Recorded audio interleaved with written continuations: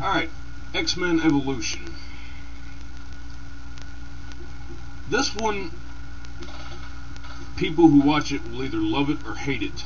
As an X-Men fan, I love it for more of the, the slight nods it gives to lesser known things throughout here. Case in point, there are some episodes which are given to lesser known characters like Boom Boom. And there's even a really awesome episode for a teenage version of Forge in this one. And we do have some very slight nods to other aspects too. Like, unfortunately, this is a type of show where you can't put hell or even the word limbo into something for an alternate dimension, but they do have an episode which kind of deals with that a little bit when a creature like a demon gets out during a high school dance. I thought that was pretty good. But the show is generic for the most part to me. And I'm going to be honest, I never have sat down and watched this all the way through, like watching an ongoing story throughout the episodes. I've been wanting to find it on DVD just to have it, just because I'm an X-Men fan. But also as an X-Men fan, it leads me to be vastly disappointed. I don't have problems with the fact that some of the characters in this have been made into teenagers. This actually removes one very big trope to me that was left over from the 90s animated series. This series did good about differentiating itself, but it tried following a little bit of the movie too to appeal to new X-Men fans. In regards to Wolverine,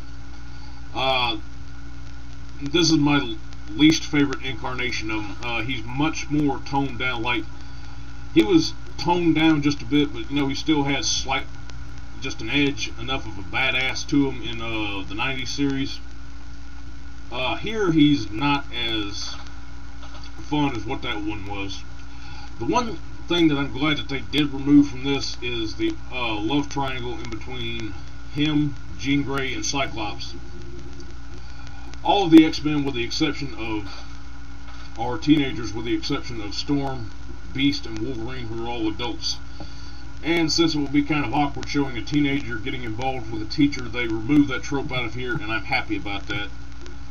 And I'm also happy that they didn't touch the Phoenix Saga either. This, like I said, it's a very generic show, but at least it did differentiate itself in the way that it set out to put itself apart from the 90s, so I'm glad about that.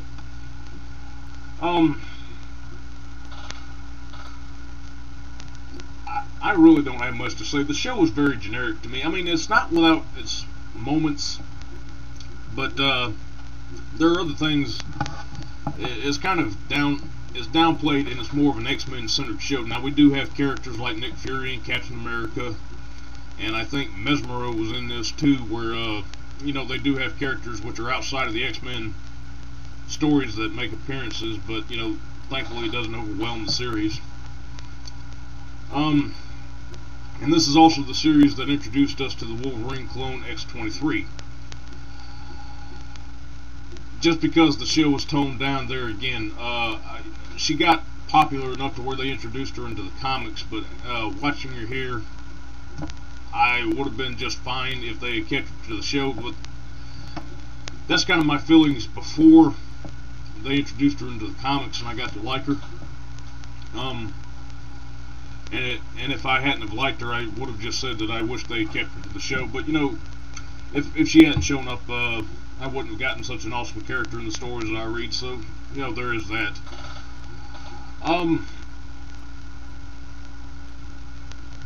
I spot a lot of anime voices in here, particularly a lot of actors from Inuyasha, which I spotted in here. Case in point, Scott McNeil, who did Koga, is Wolverine's voice, and he's the only one I can pick out. Cyclops has Moroku's voice, and for some reason Quicksilver has Inuyasha's voice to him. I will say there was one thing I did like, the stuff about Quicksilver and Scarlet Witch being Magneto's children was handled much better in this, I felt, than what they introduced into the 90s series. And whereas the point, I don't really like the goth look that they've introduced on Rogue. I mean, I know that she can't really be around people, and I don't know, the attitude that she has really doesn't feel what I think that a goth would have. I mean, I know some of them would be, angry and lashing out at the world, but I really don't like that design on her. It would have worked much better if, like, the way that her character was in Wolverine and the X-Men, where she was kind of on the outs with the X-Men. That design probably would have worked a little bit better, but I just don't like it here. On the other hand, I do like the goth look on the Scarlet Witch. I thought it was really a really awesome character design, and a very interesting interpretation on it. As far as the main Young X characters go itself, Cyclops is Jean Grey is I've already said what I thought about Rogue. Shadowcat is alright to me. Nightcrawler is pretty cool. He's funny, but he's a little disappointing that they don't tackle his faith in here, which apparently this show starts being the trope because we're afraid to handle religion in children's television now. And I totally dislike Spike. Although I will say that armored look on him is a little bit cooler though. But, this really only focuses mostly on a lot of the characters that made it into the movies. When Beast comes along, they give him semi-attention just because he's a popular character. Everything is centered on Cyclops, Jean Grey, Rogue, Nightcrawler, and that's pretty much it. I mean, Kitty Pryde and Nightcrawler do get attention, but they've kind of shoved off in the background. And this is where we start thumbing our nose up at Storm from here on out.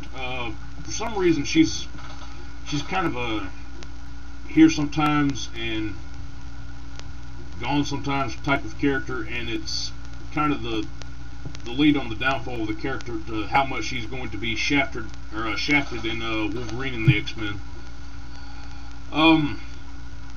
But we do get a really good built-up ending with the giant battle that takes place with Apocalypse, and the Brotherhood and the X-Men actually have to come together and work to defeat him. And they do have some interesting picks for the Four Horsemen. All in all, the show does have some good points to it. I would recommend watching it if it comes on TV, but as I said, there are a lot of tropes to it to which I didn't like, and just made the show come off kind of generic to me in the long run.